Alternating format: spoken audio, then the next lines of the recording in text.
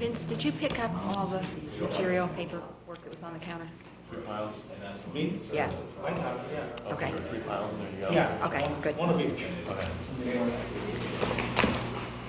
Yeah, but the key is, you get on the street, close on, and they get in quick enough to push everything back before people are allowed to start parking. Looked at, I'll say just keep ahead of it.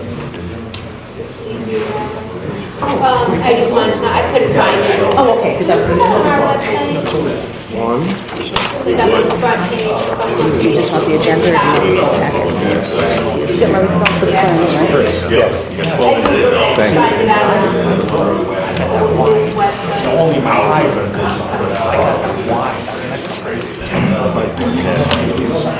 A few minutes for Denise. And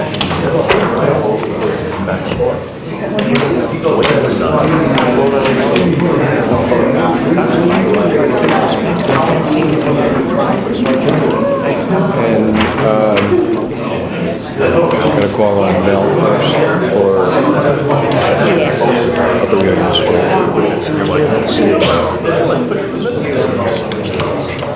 Told her it wouldn't be at 5:30, but it would be before 6. I told her we had one presentation.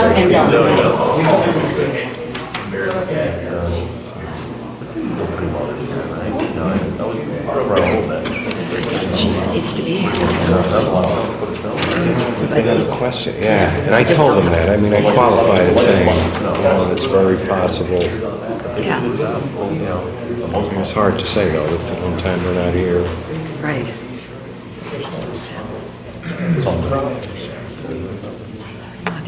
Should we start?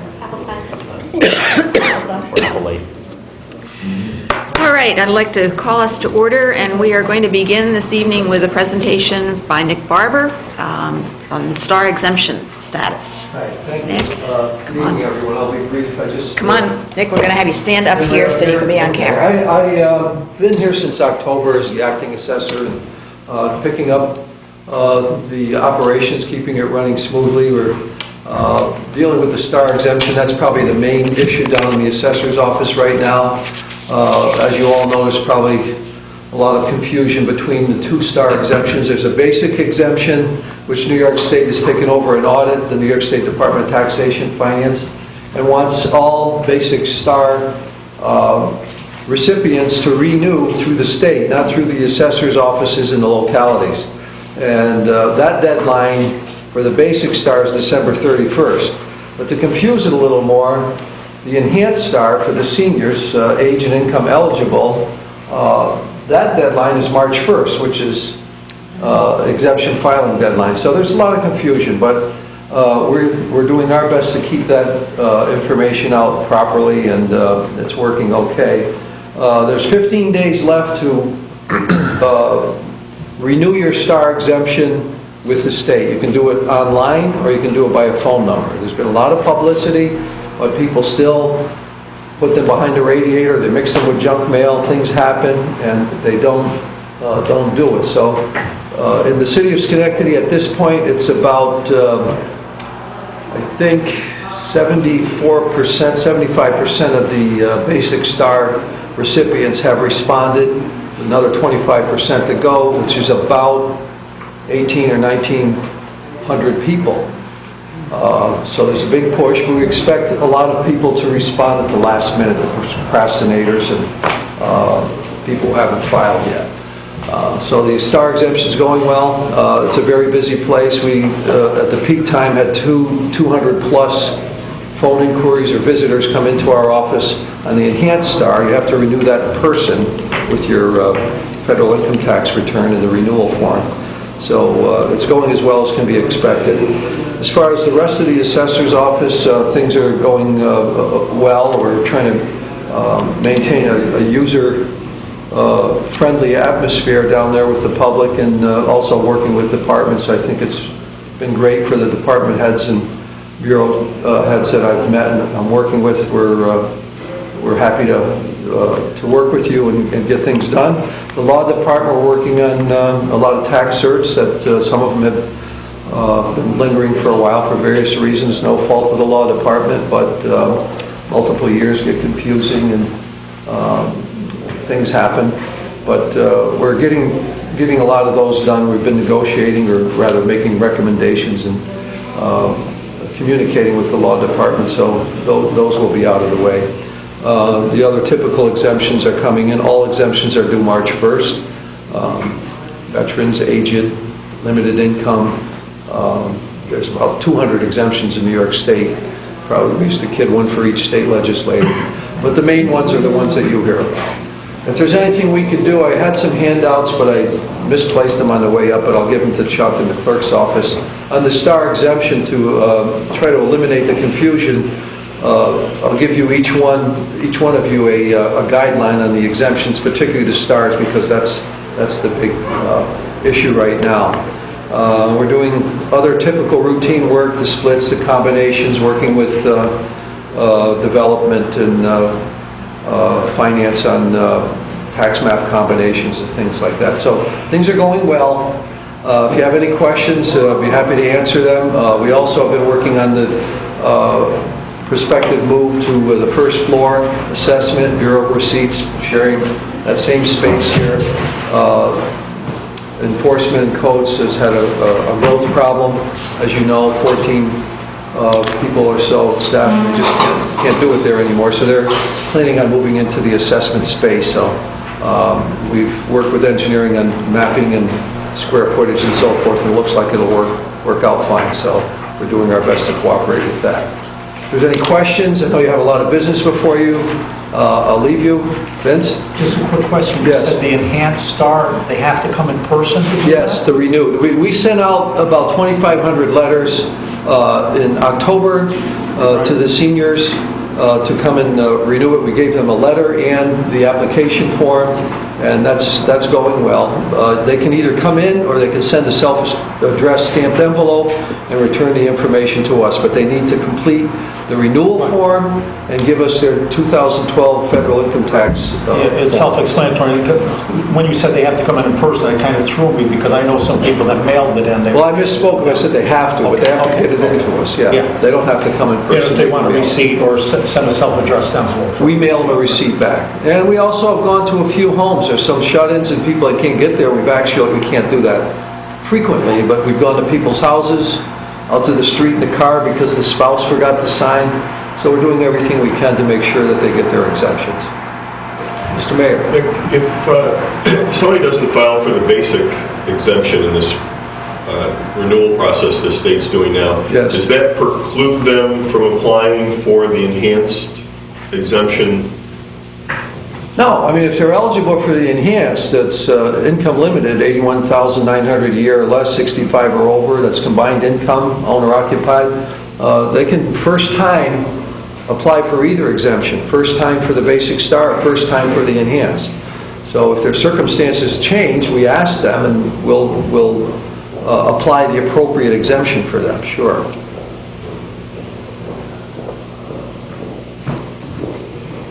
Any other questions? I'm sorry. That's your job. All right. Okay, well, thank you very much. Oh, thank you. I wish for giving us everybody the happy update. holidays. And Yeah, same to you. have a good night. Thanks, Thank Nick. you. All right, I'm going to call City Development and Planning to order. First item on the agenda is doing a ceremonial resolution for Councilwoman Barbara Blanchard, who will be going off the council at the end of the year. Okay, second, all in favor? Aye. Okay. And also a ceremonial resolution for the junior ROTC. They will be participating in our swearing-in ceremony, and they do a lot of other good things. So, okay, moved by Ms. Porterfield, second by Ms. Perazzo. All in favor? Aye. Okay. And it's still a question mark when we'll present that. Chuck is going to talk with their advisor and see whether we will do it at the council meeting Monday night or do it at the swearing-in ceremony. So we will work that out. Third item is the Upper Union Street bid budget. I don't know whether anyone has any questions. I know Nell Burrows was going to be here, but I'm not sure what happened there. But I know Deb DeGenova had caught an error in the original budget, so what you have in your packet is the correct one. So, any questions? Pardon? Oh, is she? Oh, we're just talking about you. So I was just asking if anybody had any questions, and I don't think they do. So, Oh, that makes us lovely to be here. right. Thank you for coming. You're welcome. Okay. All right, so I'll entertain a motion then to approve that. Okay, Ms. Perazzo, second by Ms. Porterfield. All in favor? Aye. Okay. The amendment to the flood ordinance. The ordinance that you passed either last cycle or 2 cycles ago, I don't remember which, there had been some amendments going back and forth as a result of communications between my office and DEC.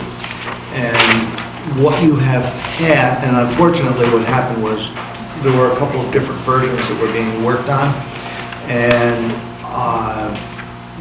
the one that you passed does not have stating when the date is effective, and there are a couple of potential conflicts with other sections in the code that are addressed and so on. And I just want to tie up the loose ends. It'll be very short.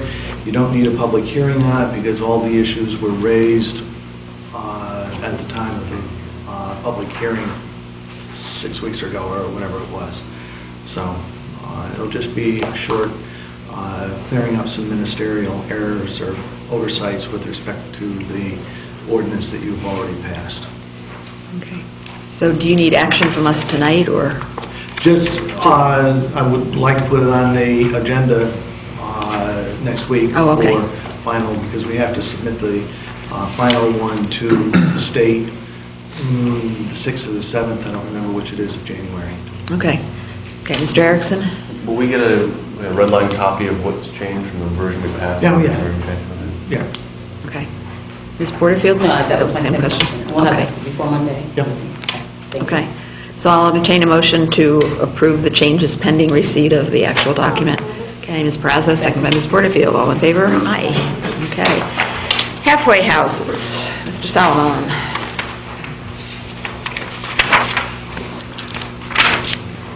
All right, so I have not been at meetings discussing the halfway houses all along, but I have watched them all online. So I do have some ideas to what the questions and the concerns have been in the City Council. I've been working with Steve Streitman, I've talked to Eric Schilling, and I've got a few comments to make about the way the procedure is right now that I think can help to alleviate some of the questions. Might open up new questions, but just so we get a feel of what's going on so that we can provide the best draft of the legislation probably for the next cycle or the cycle after. So I don't have draft legislation for you, but I have some sort of explanation that hopefully we can get there sooner rather than later. And the first thing that I would say is right now, my office, development, the clerk's office, we've tried to find a halfway house in the city of Schenectady, and we're having difficulty finding them. And the reason for that is that halfway houses are different than the types of facilities that we keep thinking of when we think of halfway houses. Our city code, the moratorium on halfway houses and what a halfway house is a very specific entity, and it's an entity for people who are on probation or parole in some sort of supervised release program. This isn't, necessarily a drug rehab center. It's not necessarily a home for disadvantaged individuals or disabled individuals, or types of homes that we're used to seeing in different areas of the city. It's a specific type of environment. And the other issue with that is, were the legislation that's been going back and forth, were that to be enacted, a halfway house would only be permitted in either a C5 business district or a C2 mixed use district.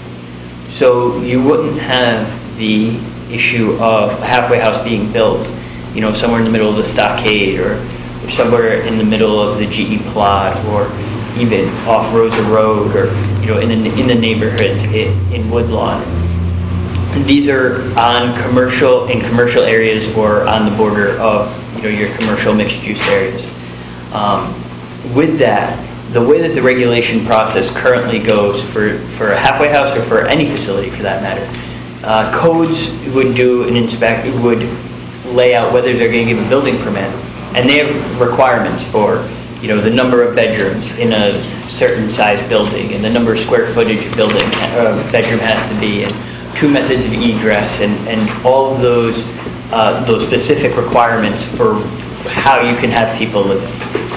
In addition, the Planning Commission obviously has a great say in regulating what types of facilities are built and how they're built and where they're built, as far as what the building is going to look like, whether it's going to have a negative effect on the community, and all those types of things. So it would be impossible, and I'm not saying that anyone has this type of thought, but it could be, go to the extreme. It would be impossible for someone to buy a house in a neighborhood in the city of Schenectady and chop it up into 10 or 12 bedrooms and call it a halfway house for 10 or 12 people. That would be, the Planning Commission would never let that get through. It would never pass code for the codes department. So there are multiple governmental levels that would prevent those types of negative blights on the environment. So that being said, I'd like the council's views on specific questions that exist, or specific information that the council members would like to see in the legislation. Okay, Ms. Barrazo.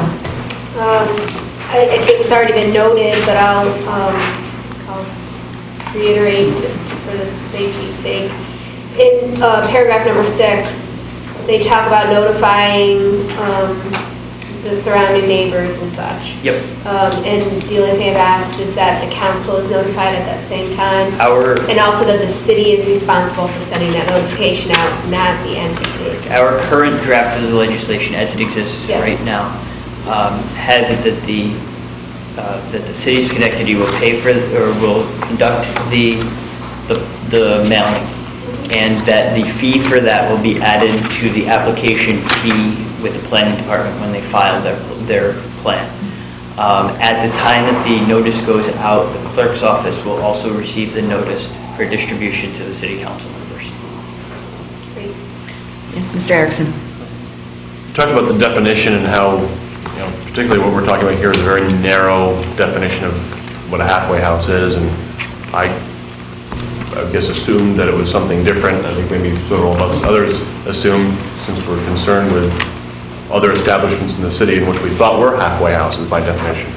Should we be looking at a broader definition here so that what we do pass takes care of what our concerns were as a council? I don't think that would be appropriate. What I could say is it might be a good idea to go and revisit whether there's a different way to regulate other types of facilities.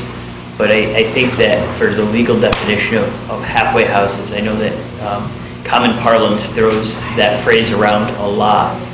But for what a halfway house is, I think that we could potentially have problems if we define a halfway house as something larger than what it is. I mean, halfway houses are regulated either by the New York State Department of Corrections or the U.S. Department of Prisons. So the definition of a halfway house that's the definition. Yeah, that's what a halfway house is. So should we as a council not change the definition, but should we be looking at our zoning and our policies to cover halfway houses as well as drug treatment facilities and, 2 left feet facilities or whatever, we're going to have in terms of,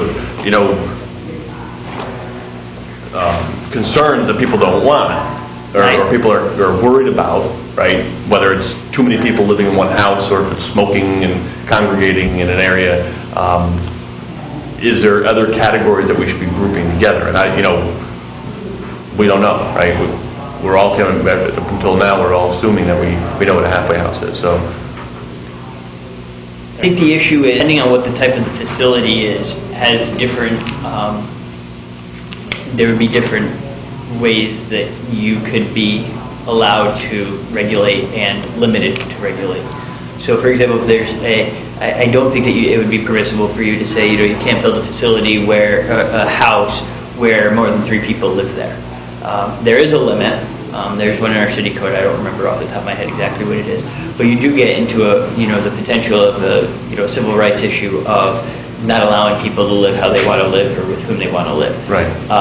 Now, as far as more short-term types of facilities, I don't have an answer for you off the top of my head, but I can definitely say that the law department can look into whether there would be a way to regulate those other types of facilities outside of the regulations for halfway houses themselves. But keeping in mind that no matter what the facility is, everything that I laid out as far as code and building department and development and planning commission, that would all apply regardless of what type of facility was being built. Has it always applied? Yes, absolutely. So, some people have, I don't remember who did. Now, the zoning issue the zoning issue wouldn't apply necessarily right now. I'd have to look into that. But as far as, whether a building has to have multiple forms of egress from each bedroom and all those types of rules, and whether the planning commission says that is a negative on the environment, or whether the planning commission says that your plans are acceptable or not. Yes, absolutely. Anything that's built in the city of Schenectady follows these procedures. Okay. I guess, my thought was like a drug rehabilitation center, right?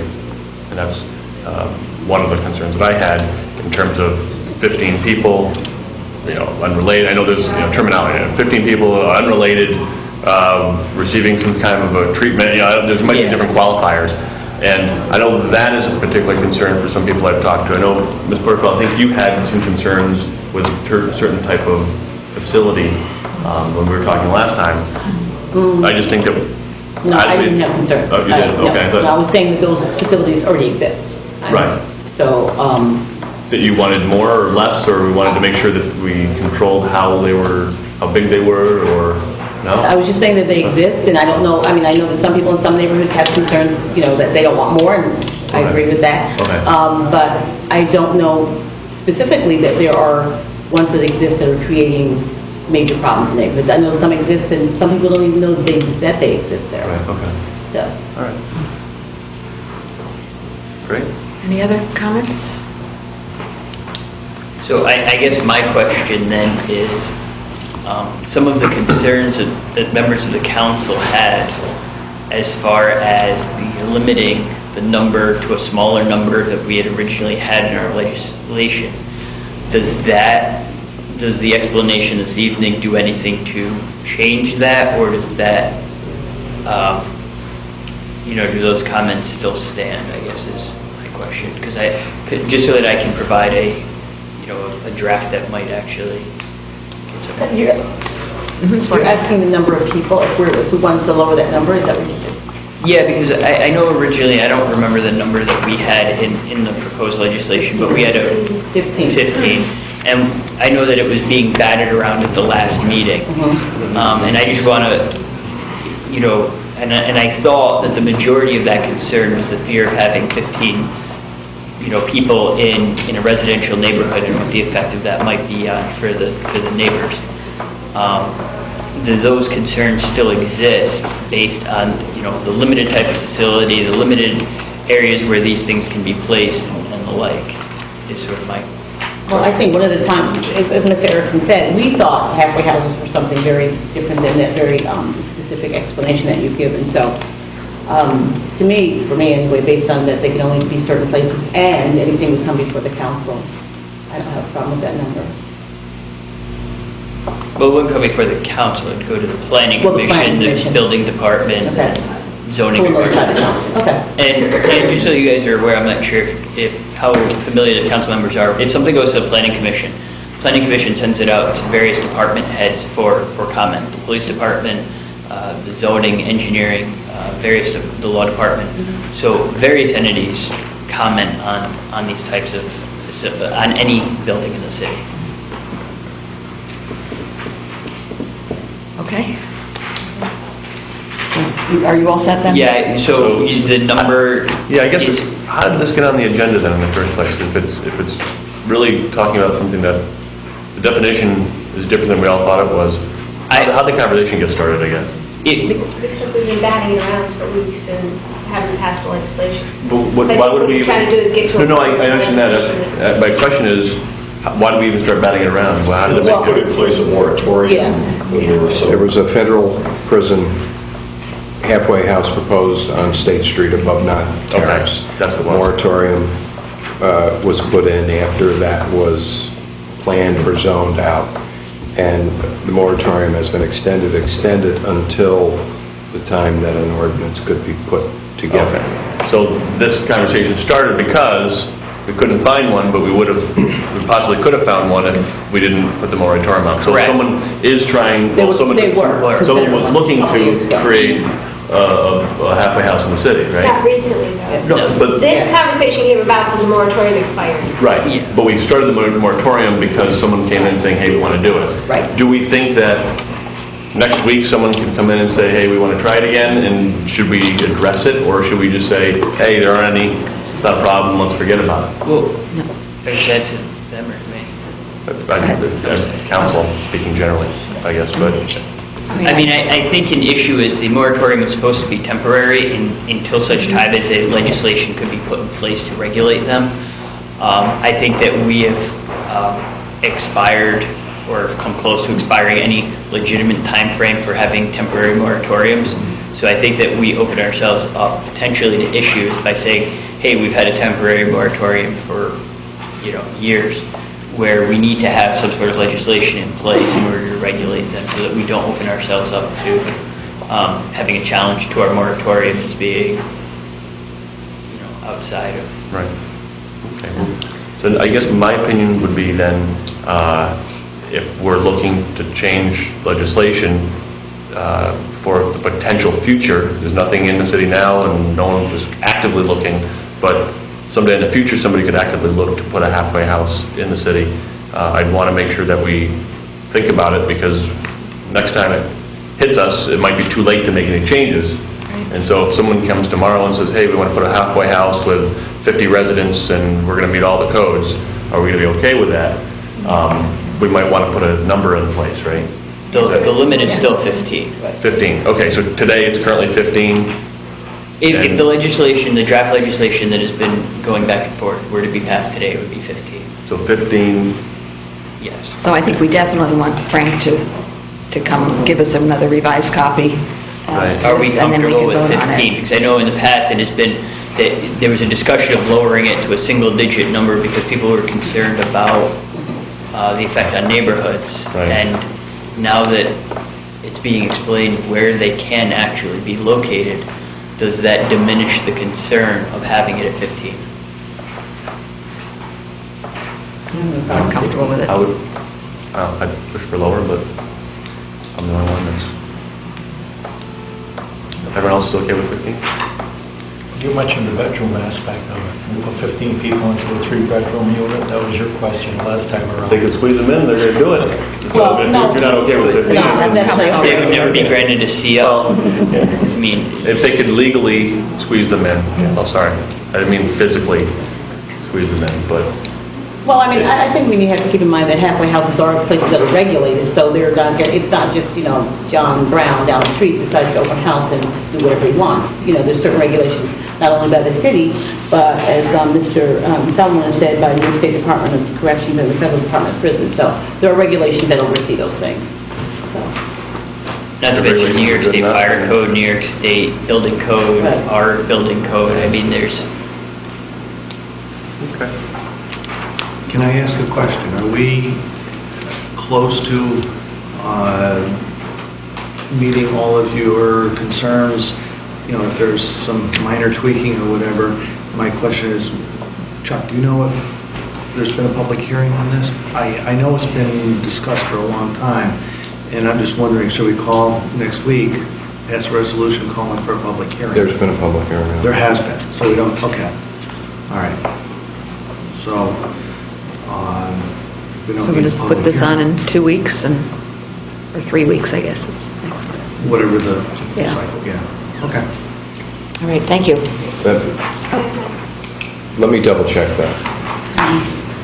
If it's not a public hearing, Because we were talking about going up with moratorium, and then the thinking was, okay, by the time, if we were to pass, back when we were talking about passing it, we were talking about 3 cycles, we could do it just as fast, but I would suggest there that was not a public we hearing. call for a public hearing tonight. All right. And then if it turns out that we have had it, and I apologize, I just don't recall that. Yeah, I don't remember either. If we've had it, then we'll just pull that from the agenda. Okay. All right, so I'll entertain a motion to call for a public hearing. Okay, Ms. Praza, second by Ms. Porterfield, all in favor? Aye. Okay. And last item is a revocable permit for 11-13 North Broadway. Mr. Wallin. Good evening. In your package, you'll see a revocable permit number 582 to the Ninja Restaurant at 1113 North Broadway, which was formerly a pre-seed restaurant, formerly a club, and has been vacant for some time. Ninja restaurant. Most of the awnings are existing. The signage, however, would be new, which is in the last page with the signage details. It's a typical blade-style sign like we've been having downtown, except this would be on Broadway where there isn't similar signage. The only thing I would direct your attention to that is a little bit unique to the city, but they are there, is the awning. The one awning does protrude out just a little bit to the curb. It's been there for 10 years. I've asked around if it's ever been a complaint. We have had no complaints on such awning. We have an awning similarly in the stockade at a restaurant. So I didn't think there was a need to change anything at this time. That's this awning? The one next to the Ninja? It would be that awning, the one that she shows protruding. I don't know what necessarily the small one next to the very small person drawing is, but that. Ms. Braza? Bread and Roses is familiar to me. Is that, The name of the Mexican I was going to radio. say, is that the Mexican radio people? These are the group that run Mr. Wasabi up on Union Street. So that, So is that a typo? it might be a typo by, Because I'm like, isn't that Mexican radio? That was the last Repeating connection. themselves. Yeah. So we probably want to change that. yep. Well, not that we're opposed to Mexican radio people. Right. But that was the only real concern that I had, is just in case anyone's ever heard anything about that awning, that's the one that I have not. All right, any questions? If not, I'll entertain a motion to approve it. Ms. Porterfield, seconded by Ms. Brazo. All in favor? Aye. Thank you. Thank you. All right, if there's nothing else to come before City Development and Planning, I'll entertain a motion to adjourn. Moved by Ms. Porterfield, seconded by Ms. Brazo. All in favor? I'll give you a second. All in favor? Aye. Okay, we All are right, I'm going to call government operations, way to move things along. Yes. Call government operations to order. First up is the Civilian School Review Board membership. Ms. King. Okay. We all heard Reverend Grigsby at the meeting last week. I talked with him today. He could not be here tonight. I'm just going to read a very short letter that he wrote up and sent me. It said, following up on our conversation today, I think it important to recommend a 60-day period following the end of the expiration of a person on the review board placed by an agency. After a 60-day period, then the council would have the authority to appoint a member for that slot. Of course, you phrase it as may unless you want to mandate it. We did not consider what would happen next. However, the logic would be if that person then served, they would serve until the end of their term. The agency would only have the option to recommend someone after the end of one term. This likely would need to be in the amendment. However, he said if agencies are bound by the 60-day period, it would be incumbent for the slots for the mayor and city council to have the same time frame. In any event, those slots should be filled right away, and John Ludobaron will be coming off presumably. He's given us one suggestion for the board, which is the new pastor at First United Methodist Church, a Reverend Sarah Barron. Lives in the Stockade, and he feels she would be a very able person, but he has not talked with her directly, but one of her members did. So anyway, I think that there's probably two things here related to this. One would be changing the existing legislation to say if an organization does not make an appointment within, he feels 30 days is too short. He definitely felt it should be 60 days. Then the mayor and the council would have the option of making that appointment. So I'll just put that on the table first. Well, I at first blush when asked about this. I felt like the whole idea of the police review board is to have representatives from the community making these decisions, not necessarily representatives that the council appoints that we might know. So I would prefer that we work harder to make sure that entities are actually appointing someone by following up with the entity as much as we can. I don't know, I just think it could break down the integrity of the board, you know, and then people will like, oh, we just won't bother because the council will appoint someone, you know? So that's my only struggle with it. I feel like, but the one thing that concerns me is, you know, like the NAACP appointment, we do not have an active chapter. Right. So I would be okay with defaulting if there were no representatives of that entity, because I don't think the NAACP should come off. You know, because hopefully we're going to have an active chapter here or merge with another chapter or something.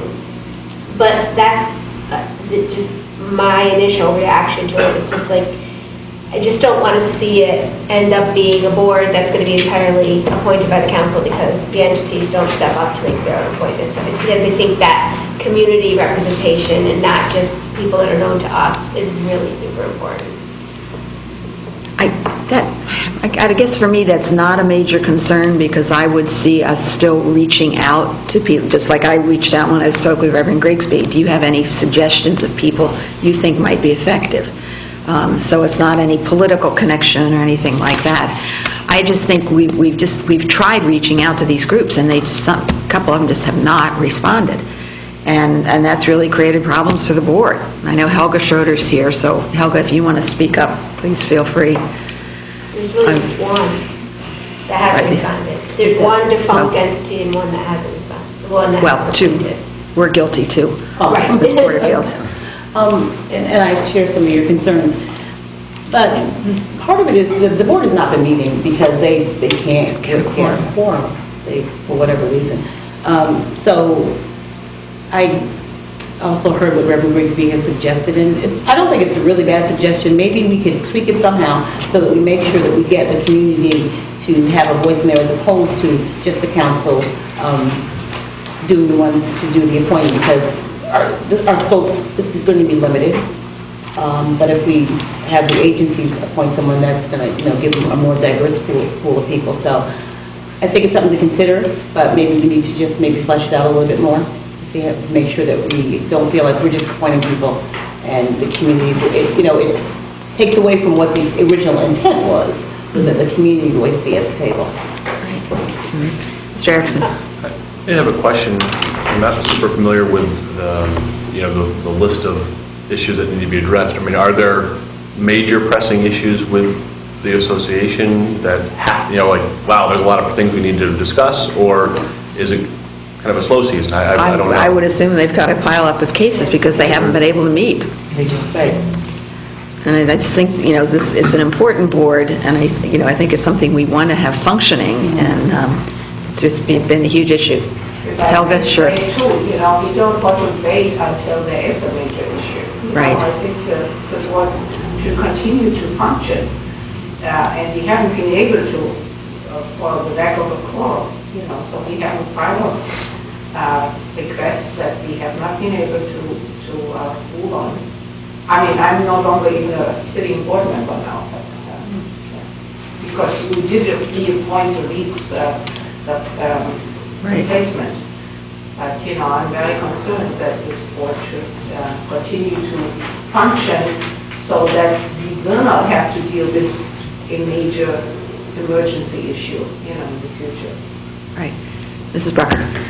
This has just been an ongoing issue for the last couple years, and I think the suggestion of the 60-day period is a very good one. Sometimes there's nonprofit agencies that come and go, they switch members, different things happen, and the fact that there hasn't been a quorum probably almost 6 months to a year now, really off and on, and probably even longer if we really got into it. But it's, this legislation was, very much brought about by the residents of the city of Schenectady, and I think that we really need to pay attention to this a little bit more than we have been. And we have tweaked the legislation more than once as a result of this. And I think it is a very good suggestion on that 60-day period. It may also give another organization that may not be named the opportunity to put forth someone, whether it be a church or another organization that comes through. But we really need the representation on the board. They really need to have a quorum, and there are a lot of cases that do come through on a regular basis. And I hesitate to say how backlogged they are at this point. So I think it's really incumbent that we do something about this quickly. Ms. Peraza, then Mr. Erickson. My committee, so. Oh, I'm sorry. That's right. That's all right. I'm like, wait a minute, I want to say something. I feel weird because it's my committee. So let me just Sorry about clarify this. Is this, I was under the impression that the review board was part of public safety. Is this part of government operations? Because I mean, it's nice to say that it should devolve to the city council within 60 days, but we haven't made our appointment. So if this is part of government operations, I'm happy if you would give me 30 days. I would be happy to reach out to the entity that hasn't made an appointment and keep it on the agenda and bring names to the table so that the council can make their appointment, and also ask the mayor to make his appointment, and we can get forward without changing the legislation on this. If it's part of government operations, I'll take responsibility for it, Mr. Mayor. Well, I have made my appointment. Well, you have to make another one, right? Right, well, once I get a resignation, I will do that. Okay. And the reality is the city council has to fill a vacancy. Right. And the housing authority had a vacancy, which Ed Kosher and Rich Hominick have called me the last few days, and I thought there would be a letter coming in today. I had not actually received a letter nominating Rich Hominick to serve for the housing authority. I would have submitted that to the council tonight. If that comes in, if you're so willing, I could consider it for unanimous consent at the full council meeting. But you're really down to, at that point, the council's appointment and what you do with the NAACP, which, because of just the dynamics there right now, isn't an active organization. So do we reach out for another group or somehow restructure just the appointment process for that one position? Let me just take Mr. Erickson on that.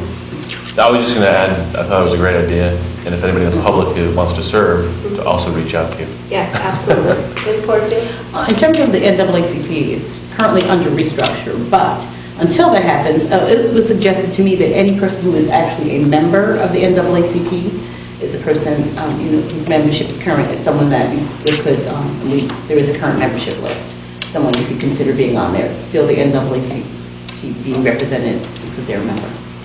Well, I think the only snafu there would be there's no leadership from the NAACP to make the appointment. I could be wrong on that. So I don't know. If the council's appointing them, could we not look at the list and see who's... No, I'm saying the council wouldn't be, unless we change the legislation, the council wouldn't be appointing them. So, which doesn't mean, I mean, that would leave us with one person until they reorganize. It would only leave us with one slot empty. I mean, right now, there's 3 slots empty. One is our responsibility. One is being filled as we speak. The mayor is waiting for resignation, and we'll appoint someone right after that, so that we easily have a quorum until NAACP reorganizes. So I feel like for now, if it's going to be on government operations, I'll make sure that we get it there, and I would like to hold off on changing the legislation for the time being. We'll just keep it more on our radar and keep it moving forward. And if that fails, we'll consider changing legislation. I don't know how anybody else feels about that.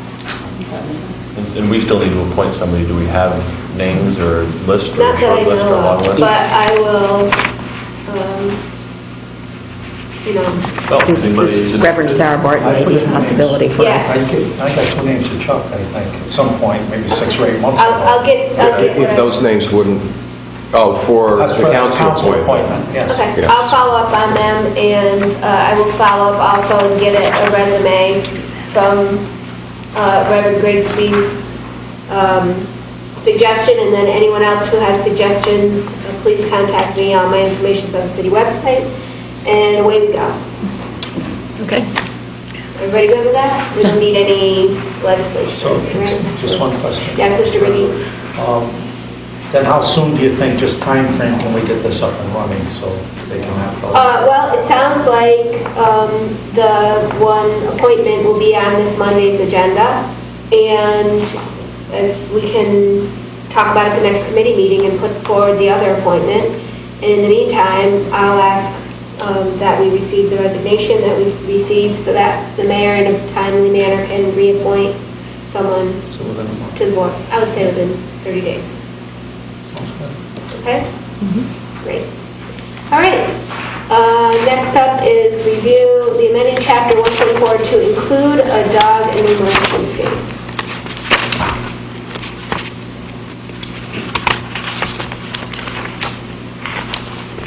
Mr. Thorne. We're just in between, this is in between week. The call for the public hearing is going, the public hearing is going to be this Monday. The ordinance, the draft ordinance will be in my office within the next day or so. In your packet, essentially are the bullet points that are going to be included in the ordinance and that the hearing will be involved with. And so we have a public hearing coming up this Monday. Correct. Yeah, we had a call for a public hearing last meeting. Anyone have any questions on this? Okay. Any other business to come before government operations? I will ask for a motion to adjourn. Second. All those in favor? Aye. Aye. Very good. Okay, call to order Health and Recreation, the Dog Park Renovation Committee, establishing a trust and agency account. Ms. DeGenova. We have before you today a request to establish, as Ms. Porterfield said, a trust and agency account on behalf of the Dog Park Renovation Committee. This had been contemplated earlier this year, I think around August or September, and shortly thereafter the membership in the committee changed a little bit, and they have reorganized and have reached out to the city and asking for the establishment of a trust and agency account that would allow for them to deposit money in that account, which would be come through the city, and any disbursement would be reviewed by the finance department to make sure that the disbursement was accurate and done appropriately underneath the criteria that we established for this account if we go forward. One of the things that limiter that we were talking about, and that was to put a limit of $1,500 that could be expended to support marketing and fundraising activities, and any amount over that or any amount that had anything to do with the renovation to Central Park, where the proposed dog park would be, would come to City Council, would not occur until City Council had seen that. So we're asking for the trust and agency account to be established for a ceiling suggested of $1,500 to be put on any disbursement that would be made out of there, and in addition to that ceiling, a disbursement would have to be only for marketing and fundraising efforts. Anything that had to do with changing or making any renovation would come before you, no matter what the expense would be. Any questions? Second. All those in favor? Aye. Thank you. Anything else to come before Health and Recreation? Who adjourned? Second? Second. All those in favor? Aye. We're adjourned. Okay, call to order public safety, number 1 on the agenda, the Bulletproof Vest Partnership Grant. Chief? Thank you. Well, we're just asking for council permission to accept it's an annual grant, Bulletproof Vest, that runs through the Department of Justice. They reimburse us 50% for Bulletproof Vests that we buy. For new officers, we get reimbursed the other 50% from the state. So this here is the $6,100. We have to give an estimate how many people we think will hire or need best next year in 2014. And this grant supplies half the money, and again, state picks up for new hires. Okay, any questions? Motion to approve? Move it. Okay, second. All those in favor? Aye. Thanks, Chief. Thank you. Anything else to come before public safety? If not, ask for a motion to adjourn. So moved. Second. All those in favor? Aye. We're adjourned. Call to order claims. All executive session, Mr. Polster. Yes. All right, move we go into executive session. Second. Second. All in favor? Aye. Executive session.